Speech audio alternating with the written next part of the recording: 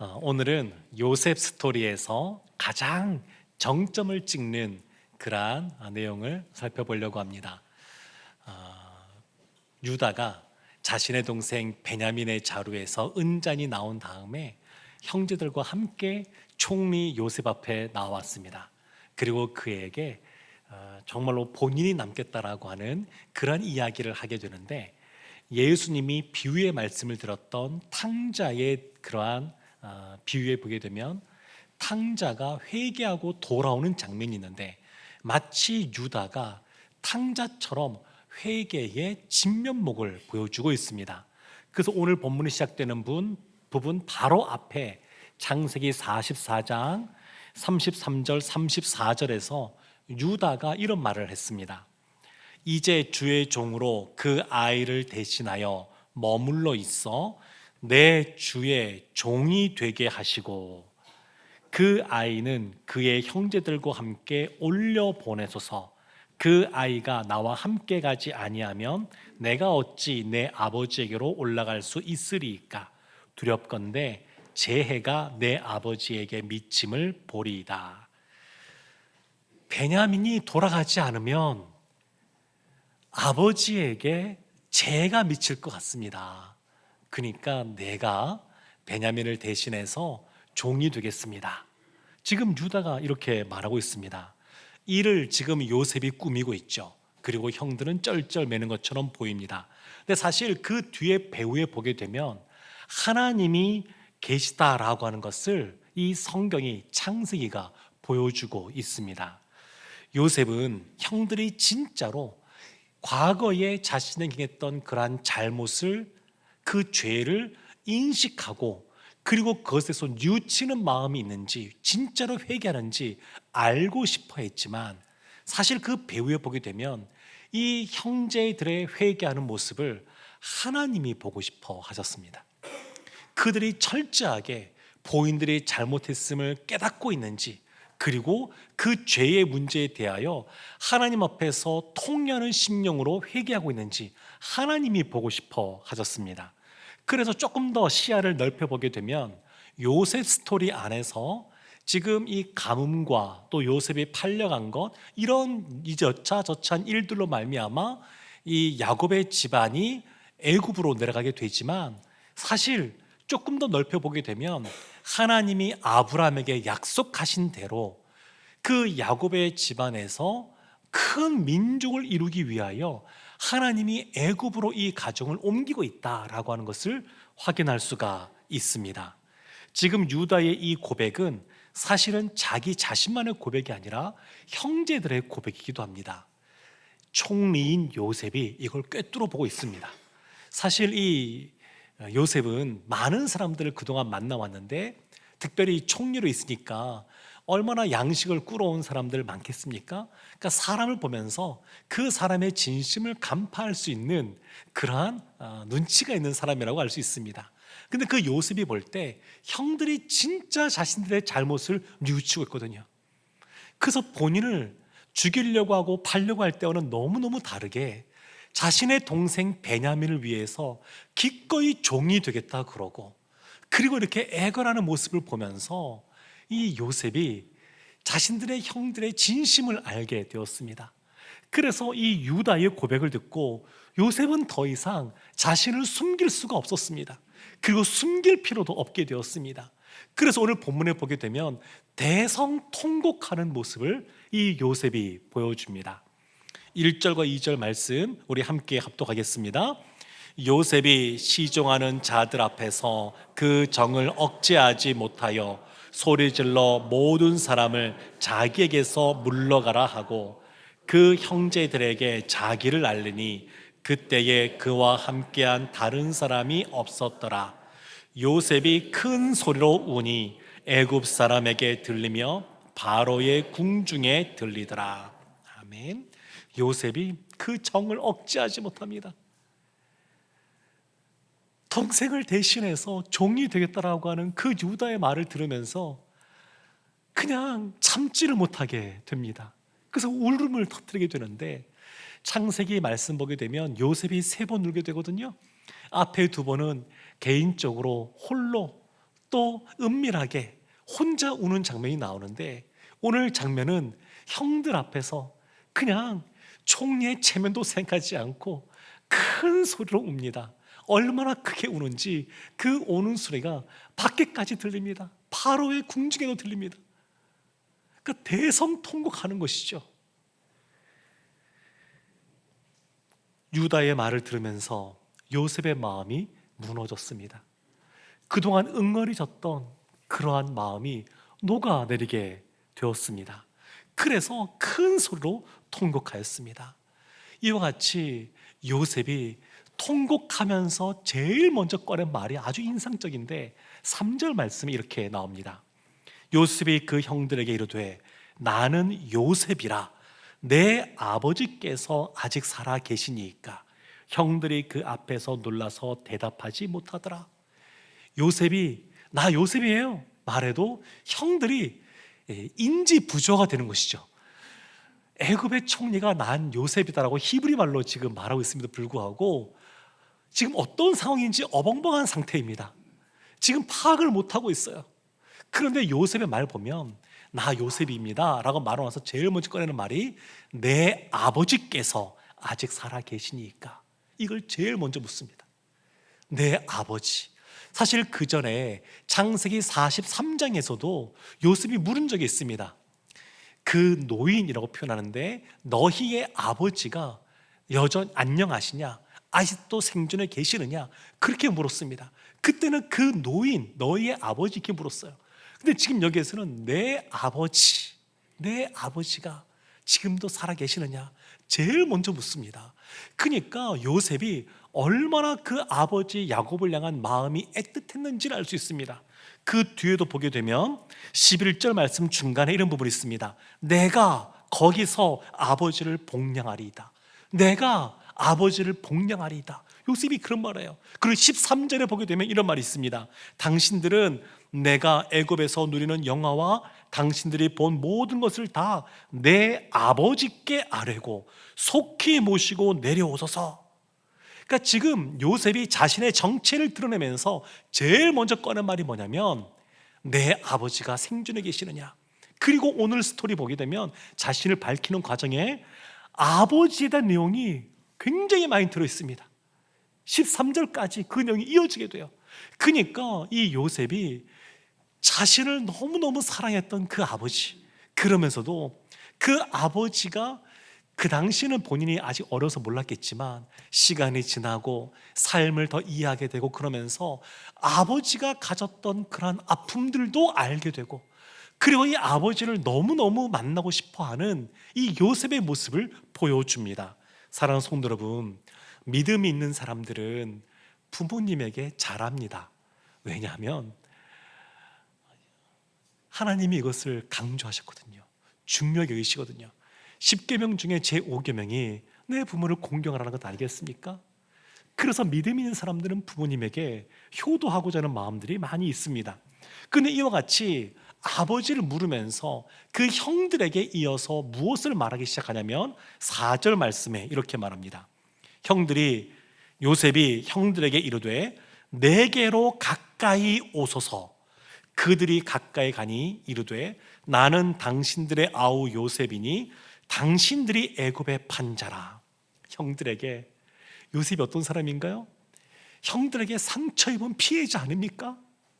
그런데 상처 입은 피해자인데 상처를 준 가해자인 형들에게 먼저 손을 내밉니다. 내게 가까이 오소서. 내게 가까이 오소서. 그래서 이 요셉의 이 장면을 후대에 이제 학자들은 어떻게 보냐면 예수님이 우리를 향하여 먼저 손을 내밀고 찾아오신 그 장면과 오버랩시킵니다. 그러니까 예수님도 그러셨죠. 수고하고 무거운 짐진 자들아 다 내게로 오라. 이렇게 먼저 말씀하셨습니다. 예수님이 먼저 우리를 사랑하셔서 먼저 우리를 찾아오시고 먼저 손 내미셨습니다.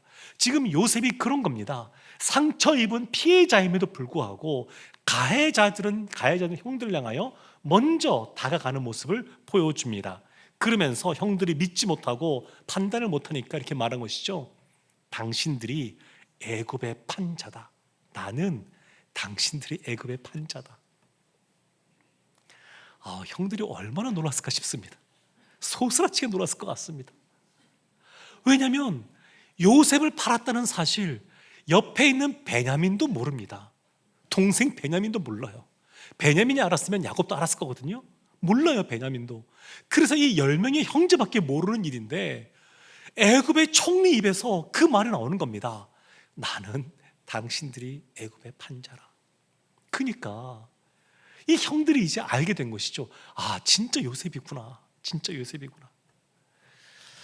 5절 말씀에 그렇게 놀라는 그 형들을 향하여 이 요셉이 이렇게 말합니다. 우리 5절 말씀 함께 합독하겠습니다. 당신들이 나를 이곳에 팔았다고 해서 근심하지 마소서, 한탄하지 마소서. 하나님이 생명을 구원하시려고 나를 당신들보다 먼저 보내셨나이다. 요셉은 상처받은 사람이잖아요. 위로를 받아야 될 사람이잖아요. 그런데 이런 요셉이 상처를 준 그 형들이 하는 말이 근심하지 마소서, 한탄하지 마소서, 죄책감 갖지 말라는 겁니다. 지금 요셉은 형 탓을 하고 있지 않습니다. 요셉은 형들이 잘못한 것 알고 있습니다. 그러나 그 형들을 정죄하고 그 형들에게 무엇인가를 갚으려고 보복하려는 것이 아니라 그것은 하나님 손에 내어 맡겨놓습니다. 내어 맡기고 형들을 향해서는 그들을 오히려 품어주는 그러한 모습을 보여줍니다. 우리가 삶을 살아가면서 정말 어려운 숙제 같은 것 중에 하나가 뭐냐면 이 용서와 화해의 과정인 것 같습니다. 특별히 가족 관계는 더 그런 것 같습니다. 얽히고 설킨 것이 많아요. 복잡해요. 가족 간의 이와 같이 얽히고 설킨 문제를 풀어가는 과정은 더 쉽지 않은 것 같습니다. 요셉의 아버지 야곱은 그의 형 에서와 굉장히 갈등 관계에 있었습니다. 그리고 도망치게 되었고 나중에 돌아오면서 이 에서를 만나게 되는데 하나님의 은혜 가운데 서로 용서하는 그런 시간을 갖습니다. 그렇지만 진정한 화해로 이어지지는 못했습니다. 그래서 에서는 에서대로 야곱은 야곱대로 따로 떨어져 살아가는 것이죠. 용서는 했지만 화해를 이루지는 못했습니다. 요셉 스토리 전체를 다 보게 되면 이 용서와 화해의 과정을 통해서 진정한 축복의 삶이 시작된다라고 하는 것을 보여주고 있습니다. 요셉은 최고 권력을 가진 사람입니다. 이 권력을 가지고 자신에게 어려움을 준 사람에게 보복하는 것이 아니라 오히려 사람을 살리는 모습을 보여줍니다. 어떻게 이럴 수 있을까요? 하나님께서 자신의 삶을 이끌고 계시다라고 하는 그 섭리의 관점을 갖고 있었기 때문에 요셉이 이와 같이 행할 수가 있었습니다. 그래서 그가 총리가 된 이후에 결혼하여 아들을 낳는데 첫째 아들의 이름을 므낫세라고 짓지 않습니까? 하나님이 내게 내 모든 고난과 내 아버지의 온 집을 잊어버리게 하셨다. 용서하는 겁니다. 자신의 잘못한 형들에 대해서 용서하는 겁니다. 이미 용서를 했어요. 성경에 나오지 않지만 한번 이렇게 한번 상상 한번 해보십시오. 요셉을 감옥에 모함하여서 가두게 한 보디발의 아내, 그 보디발의 아내를 요셉이 용서를 했을까요? 아니면 잊어버리지 않고 보복을 했을까요? 성경에 나오진 않지만 아마 용서하지 않았을까 싶습니다. 형들을 대해서도 그런 모습 보여주고 아마 이 요셉이 총리가 된 이후에 보디발의 아내는 벌벌 떨면서 살았을 겁니다. 근데 요셉은 잊어버린 것이죠. 그러면 어떻게 이와 같이 잊어버리는 또 잊어주는 그러한 삶을 살 수 있게 되었을까요? 5절 우리가 보았던 말씀 속에 보면 이런 말씀이 있습니다. 하반절에 하나님이 생명을 구원하시려고 나를 당신들보다 먼저 보내셨나이다. 하나님이. 그리고 7절 말씀 이런 말씀이 있습니다. 중간에 하나님이 나를 당신들보다 먼저 보내셨나니 8절은 이런 말씀이 있습니다. 하나님이 나를 그 온 집의 주로 삼으시며 9절은 이런 말씀이 있습니다. 하나님이 나를 애굽 전국의 주로 세우셨으니 요셉이 지금 자신을 설명하면서 자신의 삶의 주어로 무엇을 내세우냐면 하나님을 내세웁니다. 하나님이 자신의 인생을 설명하는데 항상 주어가 하나님입니다. 하나님이. 하나님이 주어가 되셔서 하나님의 섭리 가운데 자신이 애굽에 온 것이고, 하나님이 자신을 애굽의 총리로 세우신 것이고, 자신이 애굽의 총리가 되어서 열방을 살리는 존재로 살게 되었다라고 하는 것을 이 요셉이 이야기하고 있습니다. 요셉이 지금 이 말을 할 때가 총리가 된 지 벌써 9년째 되는 해입니다. 9년째. 사람이 처음 어떤 높은 자리에 올라가게 되면 하나님의 은혜입니다 생각이 쉬운데, 세월이 지나고 익숙해지면 어느 순간 잊어버리기 마련인데, 요셉은 그렇지가 않아요. 하나님이 내 삶의 주어가 되신다라고 하는 것, 그 하나님 때문에 본인이 이 자리에 있다라고 하는 것을 이 요셉이 늘 기억하고 있습니다.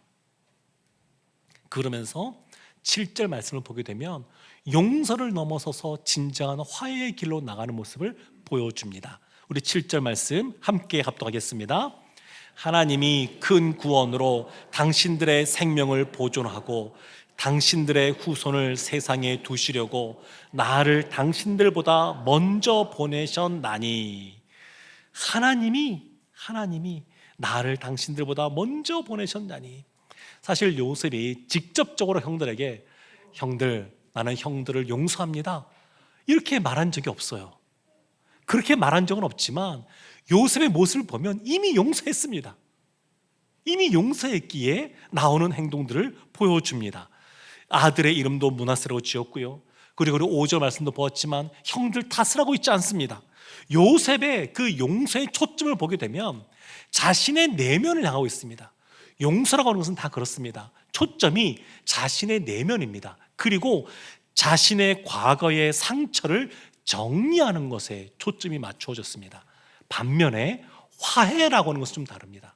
화해라고 하는 것은 상대방이 있는 겁니다. 그 초점이 자기 자신의 내면에 머무는 것이 아니라 나와 상대방과의 관계에 초점이 맞추어져 있습니다. 그리고 용서가 과거에 대한 상처를 정리하는 것이라 그러면, 화해는 미래에 초점이 맞춰져 있어서 미래에 그와 함께 연합되어지는 것에 초점이 찍혀 있습니다. 지금 오늘 본문 속에서 이 요셉은 자신의 마음이 대성통곡 방성득하면서 풀어지는 걸로 끝나는 것이 아니라 그 이후에 형들과의 끊어진 관계를 다시 잇는 연합의 과정을 밟고 있습니다. 이와 같이 요셉이 진정한 화해를 이루어가는데, 이걸 살펴보면 진정한 화해라고 하는 것은 그냥 이루어지는 것이 아니라 좀 영적인 내공이 필요하다는 것을 깨닫게 됩니다. 화해는 그냥 이루어지지가 않아요. 그래서 첫 번째 단계로 진정한 화해, 용서를 넘어서는 진정한 화해를 이루기 위해서는 먼저는 관점이 전환되어져야 됩니다. 그러니까 자신의 삶을 해석하는데, 자신의 상처와 아픔을 해석하는데 하나님의 렌즈로 보아야 되는 것이죠. 우리가 지금 보고 있는 이 시리즈 설교의 제 내용이 뭐냐면, 하나님이 이끄시는 선한 섭리라는 시리즈를 보고 있는 건데, 하나님의 섭리라고 하는 관점에서 그것을 재해석하는 것이 첫 번째입니다. 그렇게 보아야 됩니다. 그렇게 보면 형들이 나를 팔았습니다 라고 하는 시각으로 보는 것이 아니라 하나님이 나를 보내셨습니다 라는 시각으로 그 삶을, 그 경험을 이해하게 되는 겁니다. 요셉은 꿈이 있는 사람이었습니다. 하나님께서 그 꿈을 보여주셨습니다. 그리고 그 꿈을 놓치지 않았습니다. 그래서 때가 되었을 때에 그 꿈을 붙잡고 또 하나님께서 어떻게 자신의 삶을 이끌어 가시는지를 또 깨닫는 삶을 살게 됩니다. 이 얘기는 뭐냐면, 하나님께서 이 요셉에게 어떻게 행하셨냐면, 아브라함이나 이삭이나 야곱과는 다른 방식으로 요셉을 대하시고 인도하셨습니다. 아브라함, 이삭, 야곱은 다, 세 사람 다 하나님이 직접 찾아오셔서 계시의 말씀을 주셨습니다. 직통 계시죠. 하나님이 직접 말씀을 주셨어요. 근데 요셉은 성경에 그런 부분이 전혀 나오지 않습니다. 요셉의 삶 속에 어떤 기적도 나타나지 않습니다. 요셉은 우리처럼, 우리도 완성된 하나님의 말씀, 계시의 말씀이 성경이 있으니까 우리도 이런 말씀을 못 듣고 나는데, 요셉도 그랬고요. 요셉도 예수님이 공생의 기간 동안에 수많은 기적과 표적을 행하셨는데 그런 것도 경험하지 못했던 요셉인데, 그러면 어떻게 하나님의 섭리의 시각으로 자신의 삶을 재해석할 수 있었느냐? 그건 끊임없이 자신에게 꿈을 주신 하나님을 바라보면서 그것을 붙잡고 늘어지면서 그것과 씨름하는 시간을 가졌기 때문에 그렇습니다. 그래서 알게 된 것이죠. 내 삶은, 내 과거는 그냥 상처투성이의 과거가 아니라 하나님의 섭리 가운데 내가 그런 일을 겪은 것이구나. 하나님이 결국 합력하여 선을 이루어 가실 것이라고 하는 것을 그 시간들을 통해서 깨닫게 된 겁니다. 두 번째 단계가 있습니다. 하나님의 섭리로 삶을 재해석했다 그러면 두 번째는 자신의 정체성을 확립하는 겁니다. 내가 누군지, 자기 자신이 누구인지 잘 아는 것이 필요합니다. 그냥 어렸을 때에 과거에 깊은 상처를 입은 사람일수록 피해자 컴플렉스에 빠지기 쉽습니다. 나는 단지 피해자야. 요셉은 그렇게 생각한 것이 아니라 나는 상처 입은 피해자가 아니라, 거기에 머무는 사람이 아니라 하나님께 쓰임받는 도구로서 있는 사람이야, 이런 생각을 하는 거죠. 그냥 상처 입은 피해자라고 하는 것도 일면 보면 맞는 말입니다. 한 단편만 보면 맞습니다. 그러나 입체적으로 하나님께서 우리를 어떻게 이끌어 가시는지를 보게 되면 맞는 말이 아닙니다. 사실이 아닙니다. 우리는 상처 입은 피해자가 아니라 생명을 살리는 축복의 통로로 부름받은 줄로 믿습니다. 요셉이 지금 그런 것을 깨닫고 있습니다. 그래서 8절 말씀에 자신의 정체성을 이렇게 드러내는 겁니다. 우리 8절 말씀 함께 합독하겠습니다. 그런즉 나를 이리로 보낸 이는 당신들이 아니요 하나님이시라. 하나님이 나를 바로에게 아버지로 삼으시고 그 온 집의 주로 삼으시며 애굽 온 땅의 통치자로 삼으셨나이다.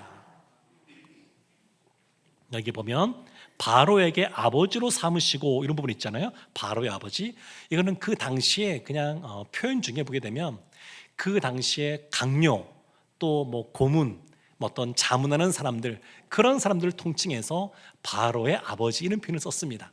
그러니까 고위 관료직이라고 볼 수 있겠죠. 그리고 애굽 온 땅의 통치자, 이것이 이 요셉의 자기 정체성이었습니다. 나는 누군가? 나는 피해 입은 자가 아니라, 상처 입은 자가 아니라 나는 바로의 아버지, 그리고 나는 애굽 온 땅의 통치자, 이런 인식을 하고 있었습니다. 물론 자기 자신이 잘나서가 아니라 하나님께서 나를 세우셨다라고 하는 것을 이 요셉이 분명히 깨달아 알고 있었습니다. 사랑하는 성도 여러분, 요셉은 하나님의 섭리를 인정했습니다. 그리고 하나님이 부여주신 정체성을 받아들였습니다. 그러나 하나님이 이와 같이 행해 주심에도 불구하고 모든 사람들이 다 이 말씀을 그대로 받아들이는 것은 아닙니다. 누가 그러지 못했냐면 요셉의 아버지 야곱이 그랬습니다. 야곱은 그의 형인 에서와 화해했지만 결국 용서를 했지만 화해는 실패하게 됩니다. 에서가 마음 크게 얘기하죠. 야곱아, 나와 함께 가자. 내가 동행하겠다. 근데 야곱이 거절합니다. 이 참 어려운 거예요. 거절해요. 그리고 나서 야곱은 하나님이 자신이 사랑하던 아내 라헬을 데려가고 또 그가 낳은 아들인 이 요셉, 본인의 애지중지했는데 잃어버리게 되고, 그러다 보니까 이 야곱의 삶은 라헬도, 나 자기 사랑하던 라헬도 잃어버려요. 떠났어요. 요셉도 잃어버려요. 그리고 베냐민에게 집착하는 삶을 살아가는 거예요. 그러니까 수십 년 동안 야곱의 삶은 어떤 거냐면, 나는 내가 사랑하는 사람들과 함께 있을 수 없는 사람인가? 내 인생은 왜 이렇게 좀 비참한가? 본인이 상처받은 것에 대해서 자꾸 더 그것을 파고 더 깊이 들어가서 그냥 자신을 그 구덩이 속에 던져놓고 살아가는 거야. 그 세월이 수십 년입니다. 수십 년. 하나님께서 야곱을 부르셨을 때 이렇게 부르지 않으셨어요. 근데 130세가 될 때까지 이 야곱은 그런 삶을 살았습니다. 스스로 나는 상처 입은 사람이야.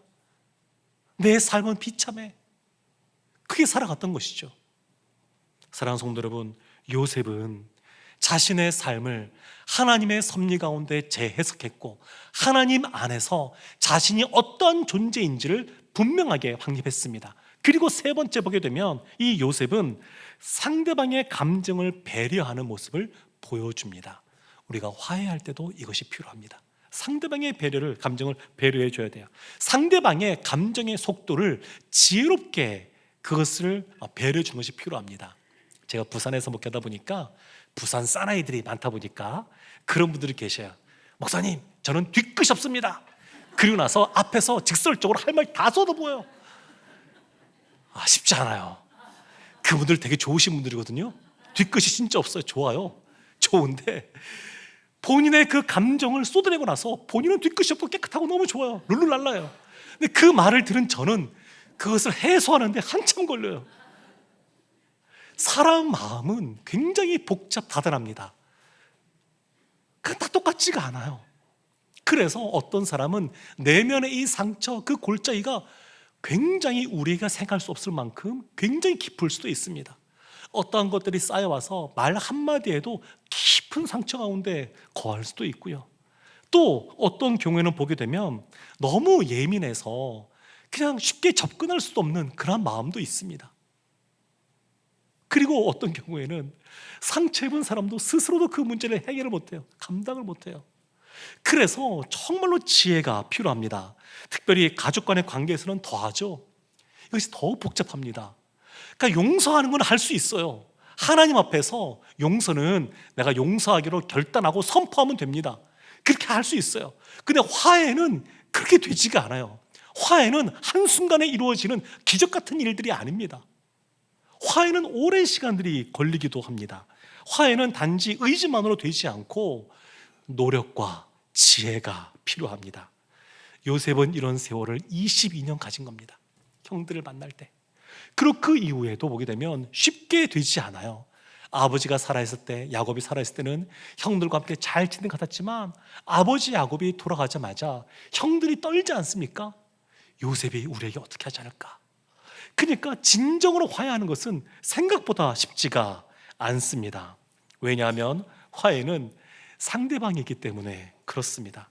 나의 노력도 필요하지만 상대방이 진심으로 다가오는 그런 모습이 있어야 됩니다. 그래야 진정한 화해가 이루어집니다. 요셉은 날마다 아마 하나님께 나갔을 거예요. 성경에는 3번밖에 우는 장면이 나오지 않지만 3번만 울었겠습니까? 무수히 많이 울지 않았겠습니까? 자신 안에 있는 그 어렸을 때 당신들이 판 자, 이것이 그냥 나온 말이 아니고요, 오랫동안 그런 생각을 했을 겁니다. 당신들이 판 자. 근데 그것 때문에 오는 그 아픔과 상처가 있을 때마다 하나님께 갖고 나가서 씨름하지 않았겠습니까? 그러니까 화해라고 하는 것은 날마다 이와 같은 것들, 내 마음에 있는 미움과 분노와 아픔과 상처 이런 것들을 하나님께 갖고 나아가는 그러한 지난한 시간들이 있어야 맺어지는 열매라고 할 수가 있습니다. 제럴드 시처라는 분이 쓴 하나님 앞에서 울다라는 책이 있습니다. 제럴드 시처는 교회에서 목회도 하신 목사님이시면서 대학교에서 종교를 가르치는 교수님이기도 하십니다. 이분이 어느 날 자신의 어머니, 또 아내, 또 4명의 자녀와 함께 여행을 떠났습니다. 차를 타고 여행을 딱 떠나는데 음주운전하던 한 차가 앞에서 갑자기 나타나서 부딪히게 됩니다. 그리고 자신의 어머니, 자신의 아내, 자녀 중에 한 명의 딸이 세상을 떠나게 됩니다. 이 제럴드 시처가 그때부터 깊은 그 어려움 가운데 처하게 됩니다. 학교에서도 고난을 가르치는 사람이었습니다. 하나님 앞에서 고난을 어떻게 이해해야 되고 그것을 어떻게 우리가 반응해야 되고 이런 것을 가르치던 사람이었어요. 그렇지만 우리가 신자들이 극심한 고통을 겪게 되면 일반적으로 하나님 앞에 먼저 묻고 나가는 질문 있지 않습니까? 하나님, 왜 나에게 이러한 가혹한 일이 있습니까? 왜 나에게 이런 일이 벌어집니까? 제럴드 시처도 그렇게 하나님께 묻고 나갔습니다. 그런 세월이 지나면서 어느 순간 질문의 내용이 바뀌게 되었습니다. 하나님, 왜 나에게 이런 가혹한 일이 있습니까? 이런 질문에서 하나님 왜 나에게 이런 과분한 일을 행하셨습니까? 이런 질문하기 시작하는 거예요. 은혜의 시각이 열리기 시작한 겁니다. 예수 그리스도의 십자가를 생각하니까, 나를, 죄인인 나를 자녀 삼아주신 하나님의 은혜를 생각하니까 하나님의 그러한 은혜가 너무 과분한 거예요. 인자가 무엇이간데, 내가 무엇이라고 하나님 나를 기억하시고 나에게 은혜를 베풀어 주십니까? 그렇게 나가는 거예요. 사랑하는 성도 여러분, 그래서 우리의 삶에 얼마나 가혹하고 극심한 고통이 온다 할지라도 예수 그리스도의 십자가의 은혜와 그 사랑은 그것을 덮고도 남음이 있는 줄로 믿습니다. 제널드 시처 이 목사님이 이런 말을 합니다. 신앙의 많은 문제는 하나님 앞에서 울어야 하는 사람들이 울지 않기 때문입니다. 하나님 앞에서 그 문제들을 가져가지고 씨름하는 사람, 그 사람이 어느 순간 되면 정서적으로 그것이 해소되는 그런 울음이 나오기도 합니다. 그리고 이 요셉은 형들을 만나서 대성통곡하게 됩니다. 예수님이 말씀하신 것처럼 애통하는 자는 복이 있습니다. 하늘의 위로를 얻기 때문에 그렇습니다. 사랑하는 성도 여러분, 때가 되면 우리도 우리의 삶 가운데 만나는 어렵고 힘들고 염려되고 근심되는 일도 있겠지만, 때가 되면 하나님의 선한 섭리 가운데 우리가 있음을 깨닫게 되는 날이 올 줄로 믿습니다. 하나님의 선한 섭리를 의식하고 살아간다 그러면 이 세상 가운데 살아갈 때 조금 덜 힘듭니다. 너무너무 나를 짓누르고 힘들게 하는 그런 큰 문제가 있다 할지라도 이것조차도 합력하여 선을 이루어 가시는 하나님의 섭리 가운데 있다라고 하는 것, 나를 너무너무 괴롭고 힘들게 하는 어떤 사람이 있다 할지라도 나는 그에게 악을 악으로 갚는 것이 아니라 악을 선으로 대한다 할지라도 하나님이 그 사람 머리 위에 그냥 숯불을 놓아서 하나님께서 판단하신다고 하는 것, 그걸 생각하면 견딜 힘이 생깁니다. 인생이 너무 그렇게 어렵지만 않습니다. 예수 그리스도의 사랑을 경험한 사람으로서 하나님의 그 선한 섭리를 인정하고 바라보는 삶을 살게 되면 너무 어렵지 않게 이 세상을 살아갈 힘이 생깁니다. 사랑하는 성도 여러분, 요셉을 선하게 인도하신 하나님이 우리도 선하게 인도하고 계신 줄로 믿습니다. 고통스러운 시간을 직면하고 오랜 시간 하나님을 바라보고 해석하며 그 기간을 통과한 우리에게 하나님이 주시는 압도적인 선물이 있는 줄로 믿습니다.